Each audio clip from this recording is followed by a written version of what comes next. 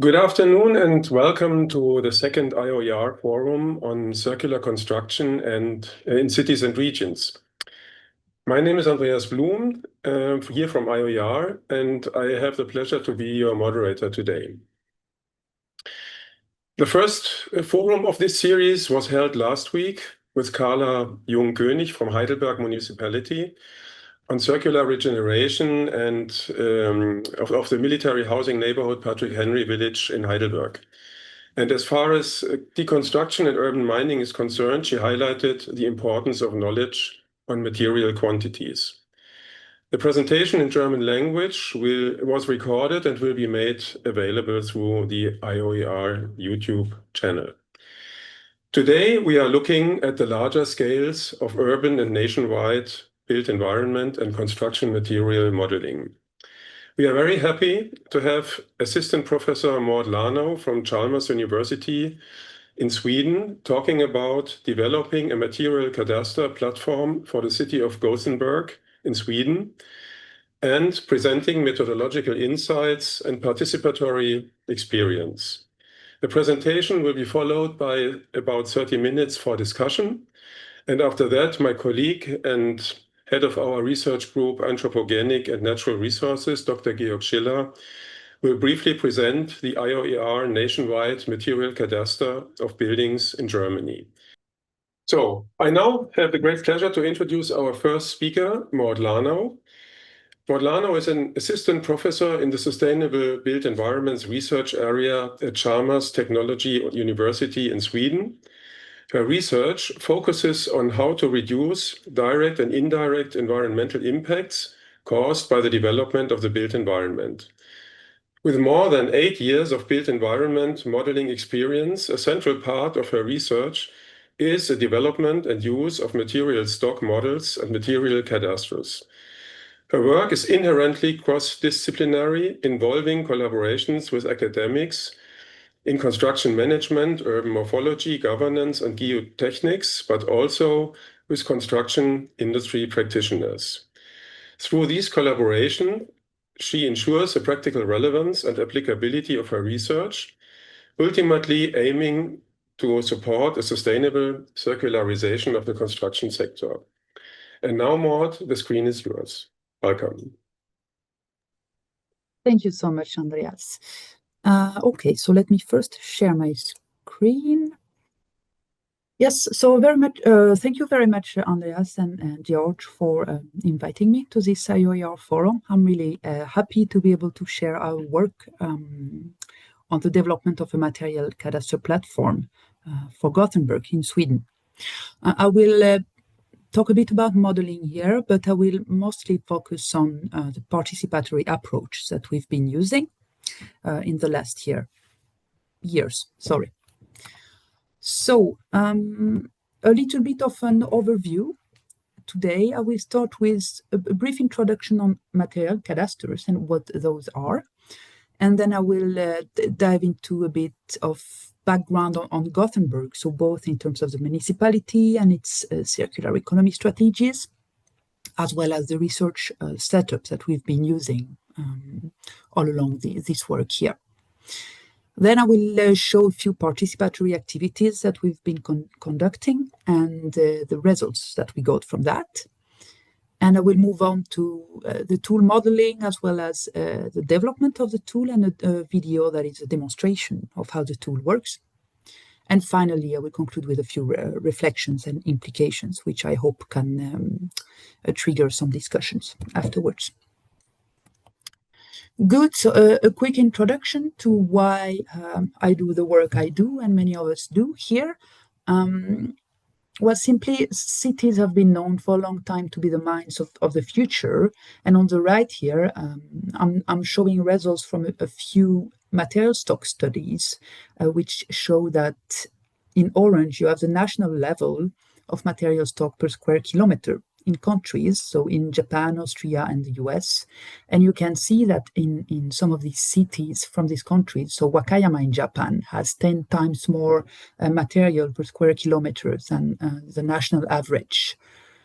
And this trend, you can, of course, it's quite obvious, but it's interesting to see the numbers that really cities are hotspots of material stocks. We have a lot of resources stocked in our built environment, and reusing these resources or recycling them when they become available is quite important.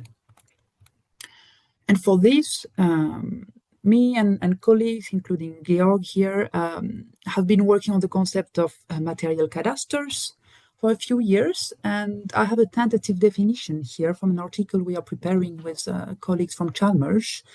That is that a material cadastre can be defined as a digital spatial inventory of secondary resources that are stocked as built environment.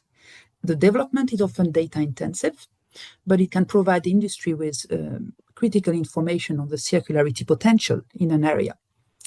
And this information often they will need it to manage activities such as urban mining, recycling, and reuse. So overall, the idea of this material cadastre is really to support resource and carbon efficiency. So a little bit on exactly how do we model a material cadastre. And here I use a quite simple equation, that is that material stock is equal to material intensity times inventory. So the building inventory is basically a list of all the buildings we have out there, and ideally with some dimensional information, whether be it the volume of buildings or their floor area. And because buildings are so different from each other, often we will need to group them into what is called archetypes. So typical buildings these archetypes can be based on the age, construction age, the use, so maybe it's a structural type. Sometimes some researchers use height as a proxy for structure. So this also means we need quite some information on the buildings themselves to be able to sort them out into archetypes. Then what we do is that we go into building documents to try and understand how much material is typically in these archetypes in buildings. And it often means that we have to go into archival material and extract older building documents and then really try to understand what is in this building here. So here is a picture of a Danish building from my PhD in Denmark when I developed this type of cadastre. And that's a building from the 30s. And as you can see, it's very nice looking, but it's also quite tricky sometimes to understand exactly what is in this building. So we have a fair amount of assumptions embedded in our work, but this is part of it. So with these building plans, we can do calculations and end up with what is called the material intensity coefficient, which is basically the average quantity of construction material we have per square meter of building. And it can typically look like this here. So we have different archetypes at the bottom of this graph and the distribution of materials in various parts of the building. And this is a work conducted quite a while ago now in Gothenburg. And by multiplying these two, we can basically get a material cadastre. So here is an example of how a quite simple material cadastre can look like. And this is for Gothenburg, and we can see that we have a scale on the left with colors, and that shows us how much timber we will have in each of the buildings, residential buildings in Gothenburg. So this is, in a nutshell, what we call material cadastres. And the idea with it is that it potentially can alleviate a number of barriers to circularity in the construction industry. And among those barriers, at least what has been said in literature, is that it can help with the limited circular economy knowledge and awareness across the value chain. And then by having a material cadastre, we can really start engaging stakeholders into this type of circular thinking. Another barrier we have is that there is no real knowledge of the scale of how much material is out there, what is the potential in the future. And together with that, there are big concerns from construction actors about the supply consistency. How can they be sure that they will have enough reusable materials coming in and so that they can safely decide to design according to that availability if they do not know what is available. So by better understanding the scale of material stocks out there, it can facilitate the development of more circular business models. And another good thing, or at least that's what's been said in literature, is that we have a siloed value chain often in construction. So actors don't necessarily talk to each other because the construction project is quite long. There is really, let's say, a delay sometimes in how information should be transmitted. And with a material cadastre, a digital one, it could be that we then manage to centralize information and help stop this kind of siloing of information. So we had this material cadastre, but it wasn't really used in the municipality. So we decided to try and approach construction actors simply to try and see, can this help? So we are in Gothenburg, in a city of 600,000 inhabitants. And the interest was quite big by Gothenburg simply because the city has a big circular strategy for the actual construction sector. So by 2030, they want to cut their carbon emissions by 90% as compared to 2020. And that includes embodied carbon. And they also want to cut their waste by 40%. So obviously minimizing material flows is critical here, and the municipality is really following the key circularity strategy. So they want to first extend a building lifetimes as much as possible, and then reuse, and then recycle. And so we came to them and said, do you think material cadastre could support this, could support your work? And yes, of course, they agree. When I say they as a municipality, I will explain a bit later who I'm talking about.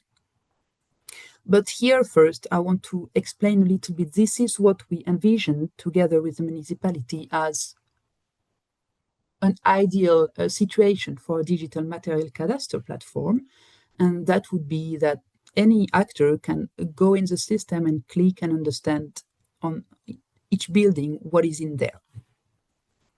But exactly how to make sure the tool would really help construction actors, that we have to, of course, ask them.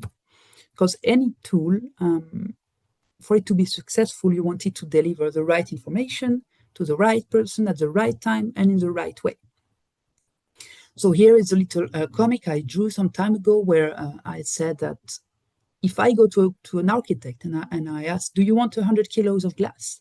The architect won't be able to tell me if they want 100 kilos of glass. It really will depend on the quality, but also, is it a window or is it like a curtain wall? What is this? So we want to also move at the component level. So to understand exactly what actors want, we need to include them in the decision process for the tool. And this is how we have developed our research setup. So in the middle is us, the researchers, and on the left you can see the construction actors, and we've really adopted a participatory approach for the last 2 to 3 years. And on the right is the tool development, because you also need to, of course, work with developers to develop a digital tool. So there is a lot of interdisciplinarity and intersectoral work that has been going on. When I said municipality earlier, I meant a key person, actually, that is Nina Stolheim. And she's the Sustainable Development Manager of the city's biggest property owner. So overall, I think the company is called Framtiden, and they own about 20% of the apartments in Gothenburg. And Nina has also been mandated by the municipality to be in charge of the circular economy strategy of the city for the construction sector. So for the last 2 to 3 years, Nina has also been working with us, and she has, of course, a lot of connection and network, which we've been able to use to really engage a wide amount of participants. So before I show you a little bit all of these activities, I thought I would highlight two key projects that are part of this research I'm showing you, and that have been really critical to moving forward in our research. And the first one is called the CREATE project, and the other one is called BudMI. Yes, so the CREATE project stands for Embedding Advanced Urban Material Stock Methods within Governance Processes to Enable Circular Economy and Cities Resilience. So quite a long title, but basically the idea is to try and see if we can develop a tool that could help construction actors, specifically for this project municipalities, to help them to move towards more circular business models, and how exactly could a tool help them. So this project has been running for 3 years, and it's ending this month actually. And we had 8 partners. Chalmers was leading the project, but we also had AIT in Austria, Nijmegen in the Netherlands, CITESOurce and BRGM in France, Wageningen University and Research in the Netherlands, the city of Gothenburg, and Brussels metropolitan area as a parallel city. We had 4 case studies: Gothenburg, Vienna, Rennes, and Nijmegen. And of course, here I will mostly focus on Gothenburg. The key activities in this work with the CREATE project is that we managed to identify the needs from different actors for the circular economy. And as I said before, we could engage these actors, develop a prototype, and model material stocks. For this stock modeling, we used a data collection template called BudMI. And BudMI is a work that has been going on also in the last 3 years or so. And one of the objectives of this data collection template is to inform circularity in practice. So I'm not going to go through it too much right now, but basically this has also been developed collaboratively with both practitioners and researchers. And it is based on a lot of literature review and reviews of standards and guidelines and so on, to make sure that the material intensity, which is the average amount of construction material in a building, to make sure these indicators fit really the concept of the circular economy and can inform it. So with this template, data collection template, we managed to get to a near component level information. So rather than telling the actors we have that much glass in the building, we can tell the actors we have that much glass in the window, that much in doors, etc. So it's near component level. We also use material categories that are relevant to the industry, because using non-mineral materials, for example, does not tell the actors much. They need to understand, is it concrete, is it brick, etc. And we also use various units and building dimensions. Okay, so here is potentially the crux of this presentation, I would say, and this is about the participatory activities that we have been doing. The first one gave us the overview of stakeholders' practices and needs. So we used the literature review as well as semi-structured interview with municipality representative, but also an online questionnaire that we sent to 3 cities, and we got about 15 respondents from Gothenburg. And we sent this questionnaire to various construction actors, from architects to contractors to waste managers. And the barriers that we found to be in Gothenburg were maybe not so surprising. And it's indeed that we have a lack of market for recycling or reuse. There is a lack of awareness and expertise. The regulatory framework is quite complicated to use reusable components. And of course, there is a severe lack of data availability. So what we had found in literature was actually quite confirmed by the actors. In terms of enablers, in Gothenburg, well, the city circularity targets, of course, that I just mentioned before.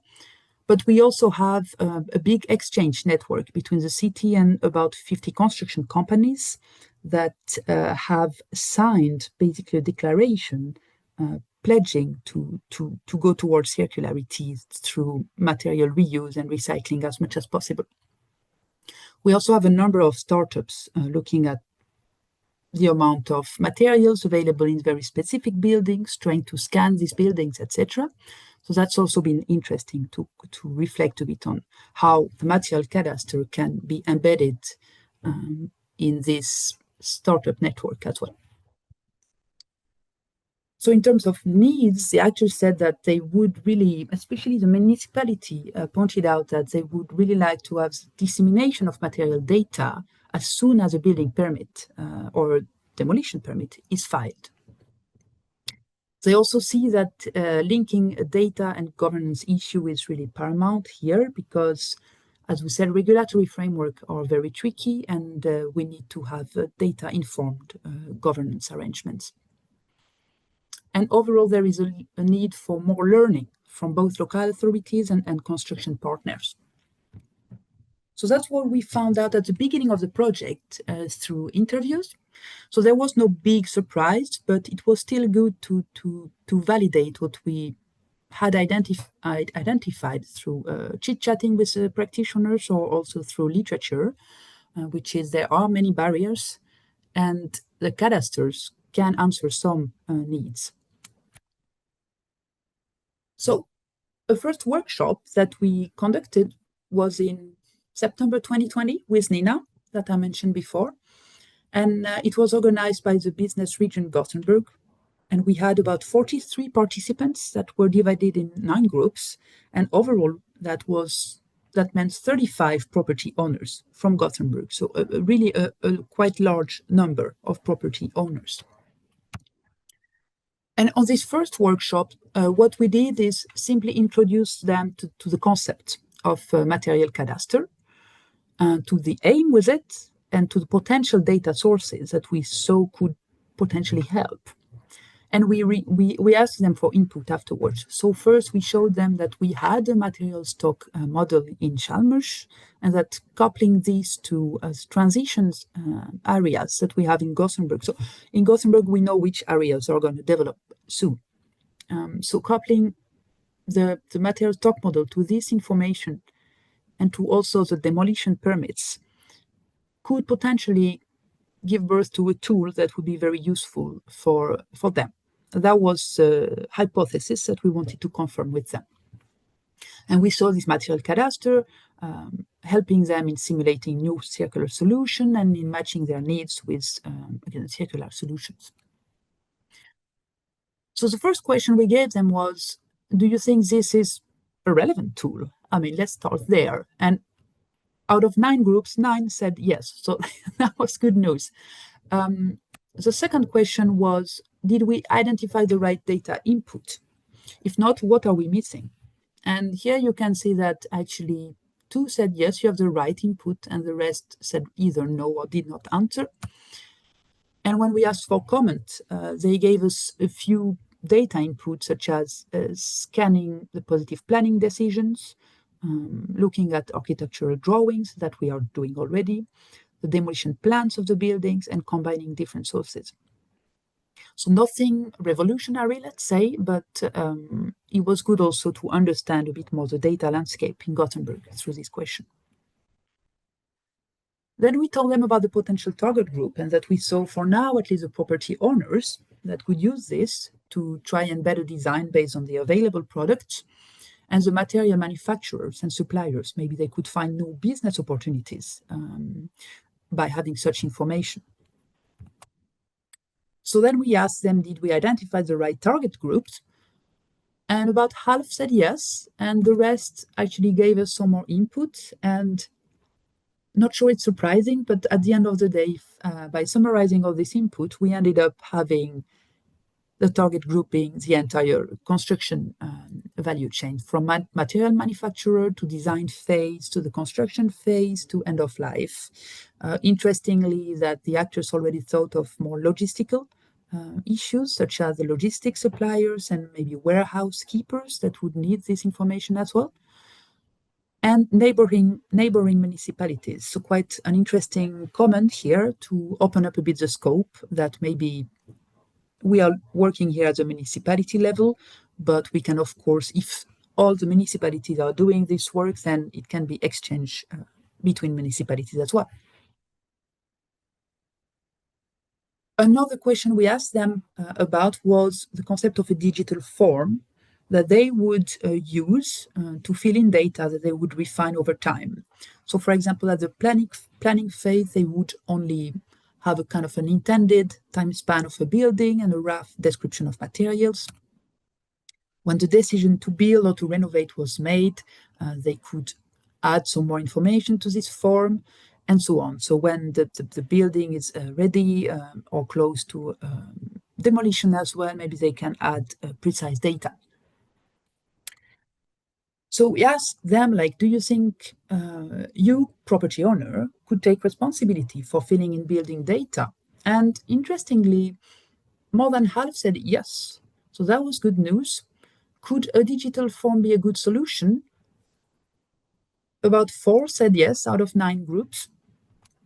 And when we asked what data to input into a potential digital form, we got quite various answers. So some wanted more the dimensions, some wanted more details about large parts of the building, various quantification units also depending on the product. So a bit what I was talking about earlier, that maybe 100 kilos of glass is not so informative for construction actors. Description of the quality of the products, maybe even a photo of the material or the products, and time estimates. Time estimates was really written several times, and this is because, of course, understanding when is quite critical for them to plan their business. At the same time, of course, they want simplicity and not to have too much data to fill in. So finding the balance, I suppose, is quite tricky. So now that we had all of this information and that we understood better how actors could see themselves use a little bit this tool, what we did, and this is quite typical in a tool development, is that we developed user stories. So user stories are very short text that describe how a city's sustainability strategist, for example, how would she see herself use the tool? So we wrote a small text that we then sent for feedback. So, for example, one of my tasks is to develop the strategy to reach sustainability targets for the construction activities in the city. I want to know the spatial distribution of materials, including what type and what amount will be available when. That way, I can better understand potential benefits offered by their recovery. I would also like to know who are the owners of the buildings. That way I can explore their willingness to reuse and recycle. So these user stories, we sent them out. We asked for feedback. We also showed them at different kind of consortium meetings. And that really allowed us to then develop a list of functionalities we wanted in the tool. And now that we had this list of functionalities, we could do what is called a wireframing, which is basically doing a mock-up of a tool. So not actually developing it, but trying to understand how it would look like. So this is a result of the wireframing. So this was developed in Miro. It looks like it is a tool, but it's not. There is nothing behind. And you can see on the first slide, it's really about welcome to create. Here are your projects. In which city do you want to work with? Where in the city? You can select areas in different ways. And then if you click on a building, what type of information would you like to have? Which filters as well, and so on and so forth. So this is what we call wireframing. It took quite a long time to develop. A lot of discussion within our team, also with the municipality representative, and what can we include there, what could be included, but maybe we cannot have a model yet. So that took quite some time, but it was a very fruitful exercise. And then a year after the first workshop, we had another workshop on which I took a picture that time, so you have it there. And here we gave them this mock-up of the tool and we asked for feedback. So they had post-its, and they could write down, this is good, this is not so good, change this, etc. So you can see on the left, we had really various types of stakeholders there, from local authority to urban planners, engineers, contractors, end-of-life management, facility owners, and so on. And this is what we got. So we got feedback on our idea for the tool. You have it both in Swedish and English here, but basically on slide 2, let's say, where we said, choose a city you wish to continue with, this sparkled some interest, for example, where actors said maybe we should connect this to the planning process. Can we scan the submitted plan, and can we evaluate and compare the built environment with planned, and so on. We had some more precise comments as well. For example, the way we select an area in the city. How big is the range? Can we filter by area instead of by kilometer? And then quite a lot of comments all over. So some said nice selections of filters. Some others said we don't need the ownership type. What we would need is a contact, the owner itself. Some were about more information were needed, like what do we mean by renovation, and so on and so forth.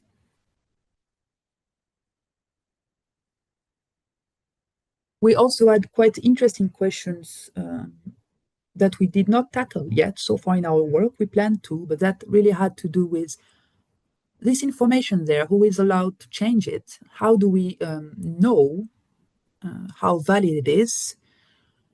And that really opens up a whole array of discussion around data privacy, as well as having the different accounts in the tool, and who can change, and how do we know the certainty, uncertainty, and so on. So this is still something that needs to be figured out. So if I had to give an a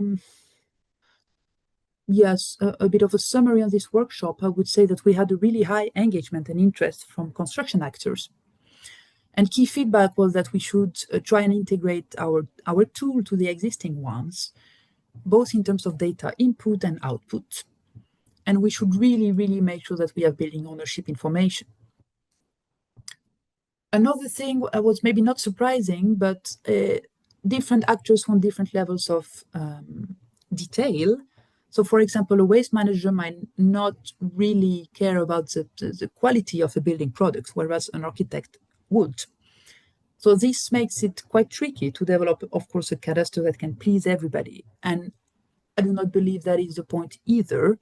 The point is really to try and start conversations around this, and over time, the cadastre would improve and more details would be added to it.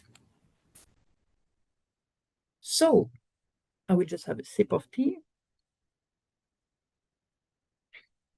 Yes, moving on to a little bit of modeling work, not a lot, but just to explain a little bit how we did all of this.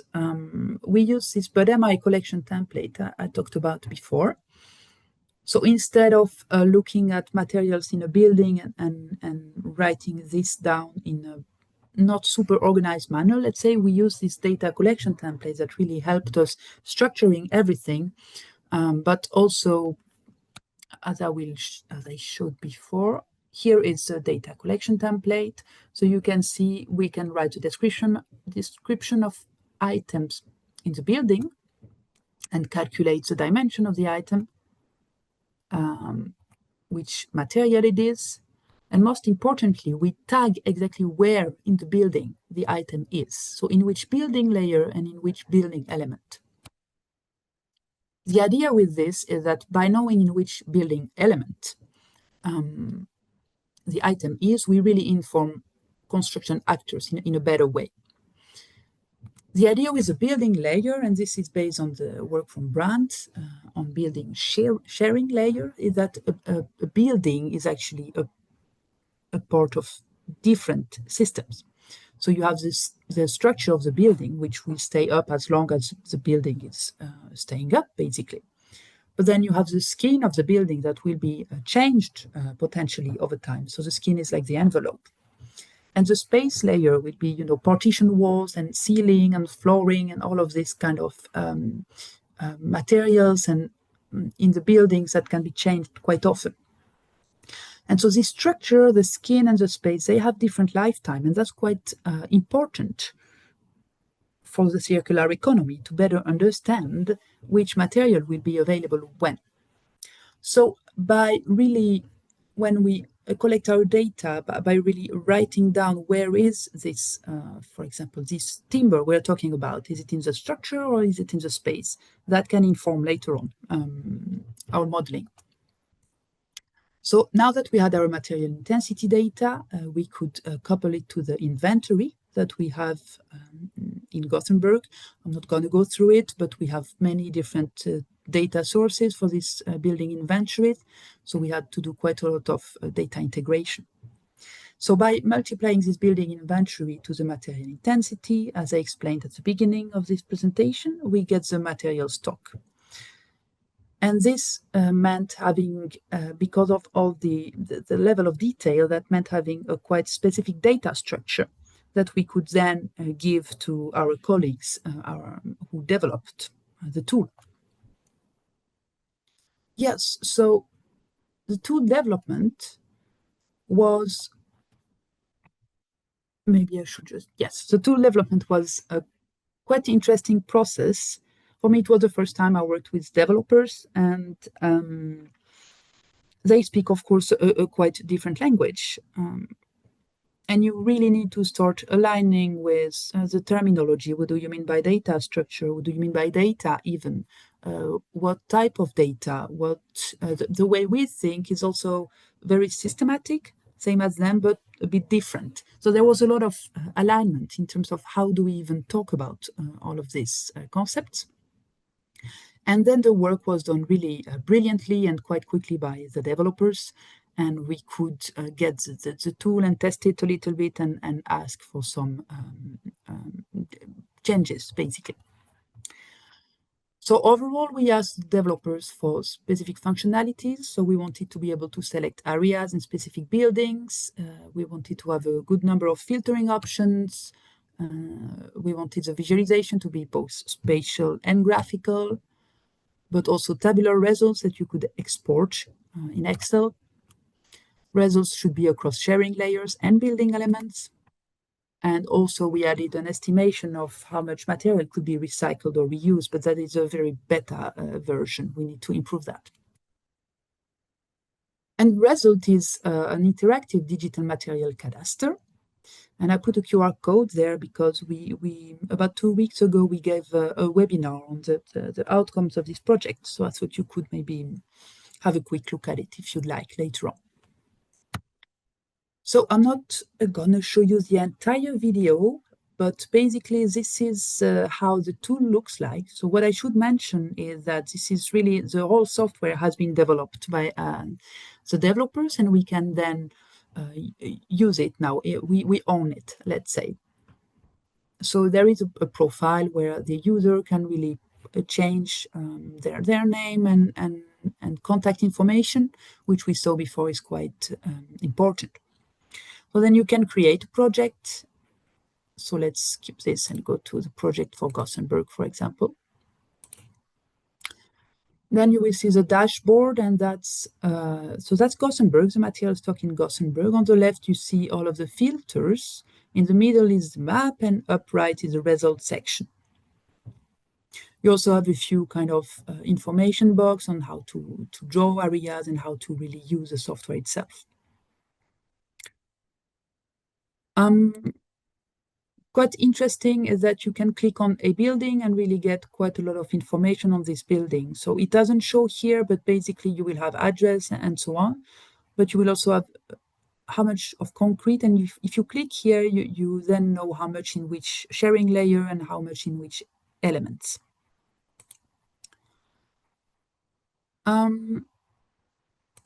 Moving on a little bit in this demonstration. On the left, you can really select specific areas in your city, depending on where you plan, for example, to have a new construction. Let's say it would be in this neighborhood there. So is there anything going on around that could be interesting to look at in terms of demolition or renovation to get maybe materials that would otherwise go to end of life? You can also look at the time perspective. So if you want to look at specific construction year, renovation year, or demolition years. And this here so far is really, it's mostly model data for renovation and demolition. And the idea is that over time, stakeholders can add actual data. Moving on a little bit still. Yes, so in this results section, you can really have graphical data, which we really wanted in different units, both in mass and volume. But you can also simply export all of these results as an Excel file, as you see up there. And you can look at, of course, a very specific material by filtering on the left, as well as heat maps, which are often quite striking for users and really kind of capture their attention. You can also look at how much material is in which layer of the building.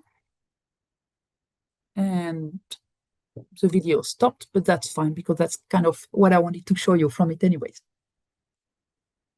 So as you see, we managed to develop this tool. We own the tool. We are not using any kind of service, depending on any service. So that is really nice. This also means that if we want to change it, we still need to, of course, collaborate with developers. But reflecting now just a little bit on the longer term vision, because this is, of course, a prototype for now. And if we talk about modeling capabilities, well, in theory, everything would be very nice and we would understand what is where, but in reality, there is a lot of data gaps, assumptions. We are using averages. The quality and certainty of the data is often quite unclear. So to get to really more details, we have some work in our group going on with AI and machine learning and recognition from outside and inside a building. But most importantly, I think what is needed is to try and have better data sharing and data exchange from practitioners. And this takes time, and this is quite difficult. Because in the long run, our vision is really to have, as you can see up left, is the material cadastre that we've been talking about, and that would be kind of the base of the cadastre. But over time, we would like both AI and any kind of wide inventory concept to be able to be integrated into the cadastre, as well as data from practitioners. So basically, over time, this kind of average understanding would become more and more detailed and could even inform back the modeling. So that's what we are aiming for. A few reflections. The whole time it was really about balancing what is doable and what is ideal. So talking to stakeholders, of course, we get the ideal situation, and it doesn't mean that it is doable. So what we've done is really to prepare the tool for an ideal data availability, and for now, filling it with modeled data. In terms of co-creation, as I said throughout this presentation, it was very multidisciplinary, and there was a lot of a bridging role from researchers to talk to developers, tool developers, as well as construction actors. And I cannot emphasize enough the importance of visualization to engage actors. So when we talked about resource cadastre as a concept, not so much, let's say, feedback. As soon as we would show a map with amount of materials, then actors would understand exactly what we meant and would really give us a lot of valuable feedback. I would say that, well, for a participatory process, you need some kind of momentum with the construction industry being interested. And this, I think, has been very much kickstarted by the circularity strategies from the city. And finally, maybe I can mention here that other cities in Gothenburg have contacted us and are very interested in developing the same tool for their cities. And in the long run, maybe we can actually see it as a Swedish tool. The issue here, let's say, if we really want to inform different construction stakeholders, is that contextuality is key. So there might be different context to take into account, even at the municipal level. And to finish, I just wanted to highlight some ongoing work that we have based on this cadastre. So a PhD student, Luca, is looking at how to use this cadastre to understand where we should maybe have these warehouses and how to organize this kind of logistics from construction. We also have some modeling going on in trying to understand where demolitions are going to occur, and this is very research-based. But I put some QR codes here just in case you're interested. This uses urban informatics to try to see where would be the hotspot of demolition in the future. Another PhD student is really trying to better understand how is the way we shape cities influencing the type and amount of material we are accumulating in our cities. And finally, I just want to highlight the work of PhD student Aaron, who is also working with this BudMI template to manage to model renovation in the future in a more detailed manner.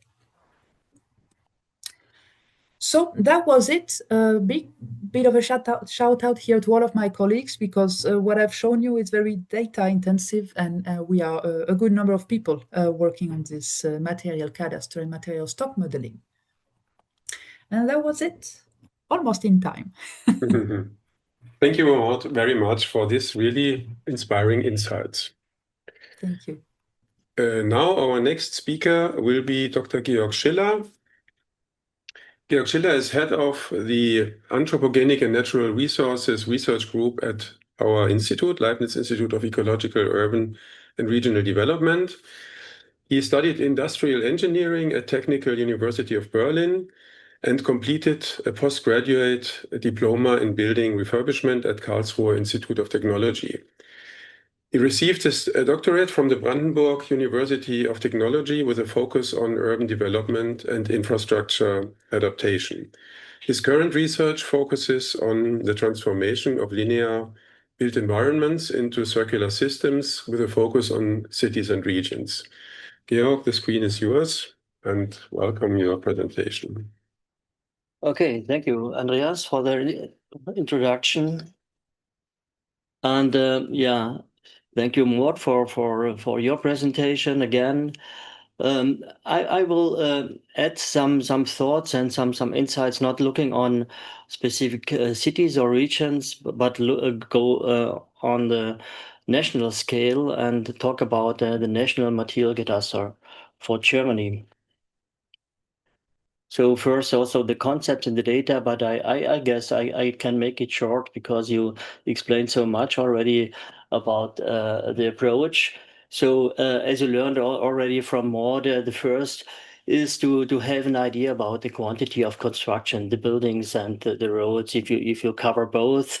And here it's possible to use geodata information and to follow a typology approach. Maud was talking about archetypes, so these are typologies with typical construction methods to get at the end an idea about the volume of buildings, about the length of roads and the amount of construction.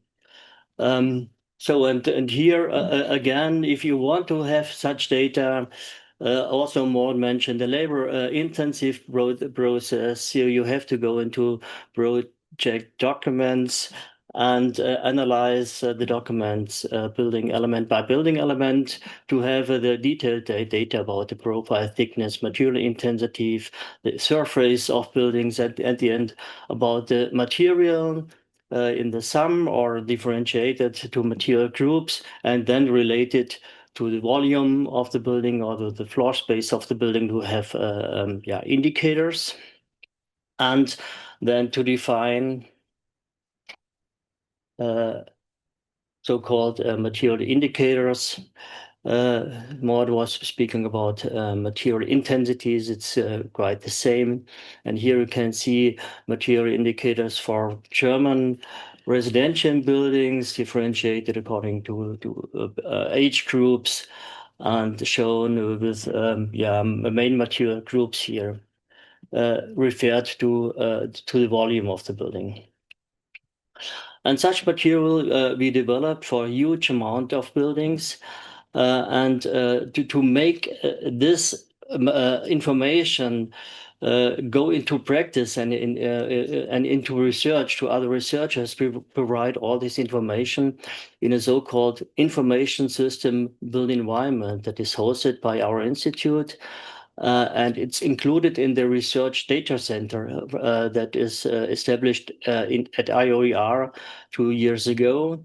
And in this building information system, it's possible to get access to all this information of specific buildings. Here, for example, our average single-family building in Germany, you get some metadata first.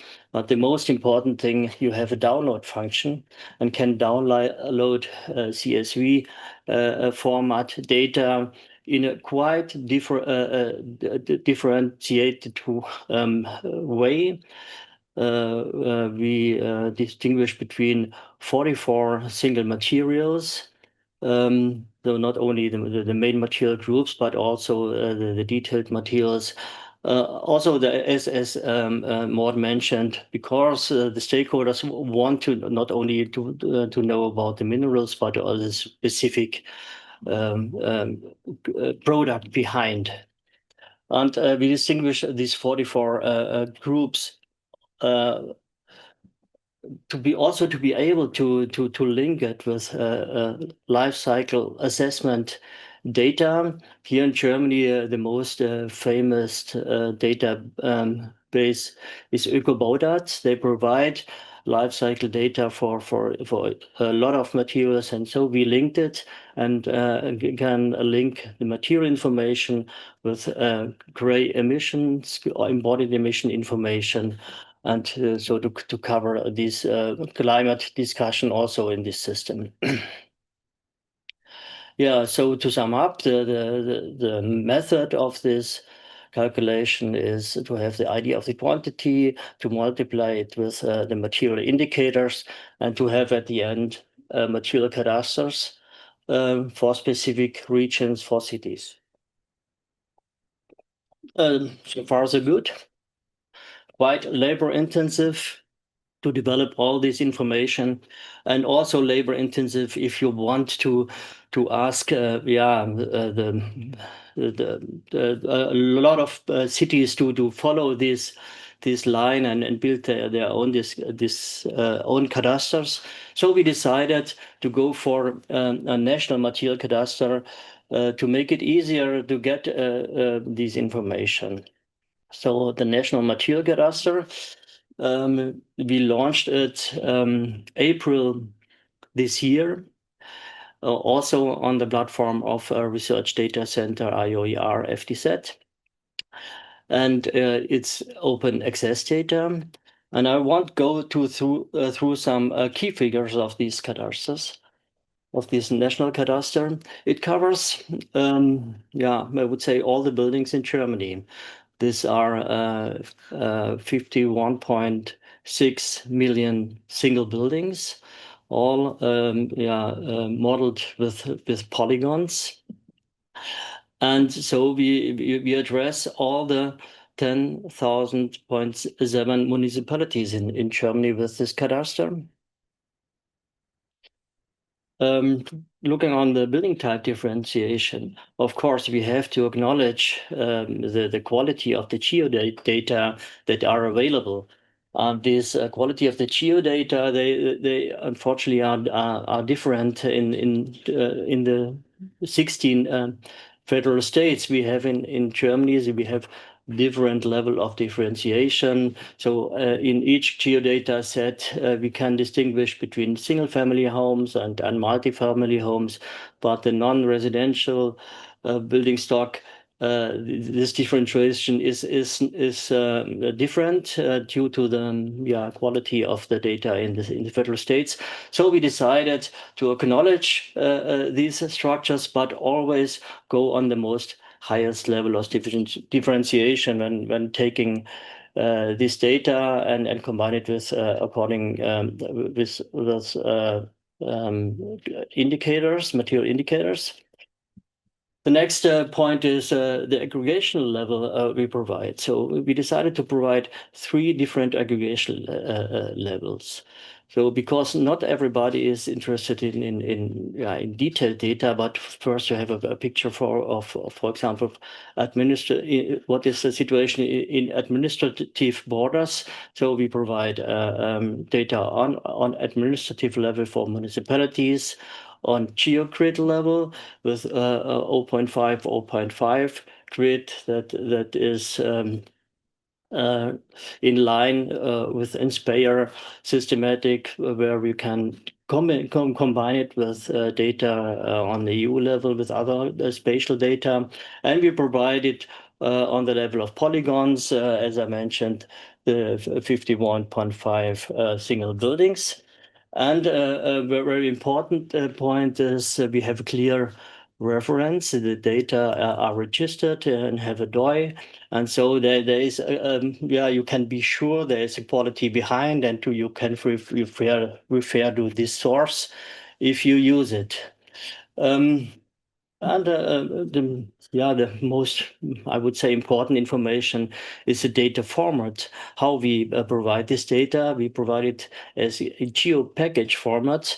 This is an open standard format for platform independent storage and processing of the data. And we do so that it's to make it easy, as easy as best to download this data and to work with this. And we are happy that already activity is going on in Germany since we have launched this data. So, for example, as Concolar, as a startup, is starting to take this data and develop a so-called urban mining cadastre. So based on our data and complemented with own data to make it more detailed, to provide it and to go into discussion with stakeholders. The same is true with Cadastre, who put our data and applied a standard application of GIS 3D model, and now promote a virtual material cadastre for cities based on the IOER data. And this is exactly the concept we follow. We want to provide such information, and we are aware that we can't go city by city to support processes, but we want to spread this data, want to make stakeholders pick up this data and to develop it further. Yeah, and with this, I come to the end of this short input. Just as, to round up this presentation, some impressions of our national material cadastre. Here you see the material stock all over Germany, and you can see where the stock is high and where it's low. Of course, in the agglomerations, it is quite high, and the other side in the rural areas. To get easily can receive ideas about the total amount of the stock and the gray emissions induced by the materials. Also the gray emission storage, or the emission storage, not the gray emission storage in the materials. And of course, you can take these information for every area you are interested on. And then you can, of course, zoom in. So zoom in a specific city and find out what is the material stock there, and combine it with the dynamics of the build environment there, and just to develop local circularity concepts, regional concepts to close loops.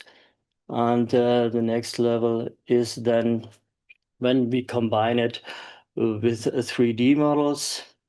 You can zoom into detail, combine it with 3D data, and go into a single building and find out the material situation there. And then, of course, be aware that all these data are typology-based, are generic data. Then you can start to combine it with additional local data and to force the circularity activities. So thank you very much. I stop here. Yeah, thank you very much for listening. Thank you, George, also for this presentation on the IOER National Building Material Cadastre.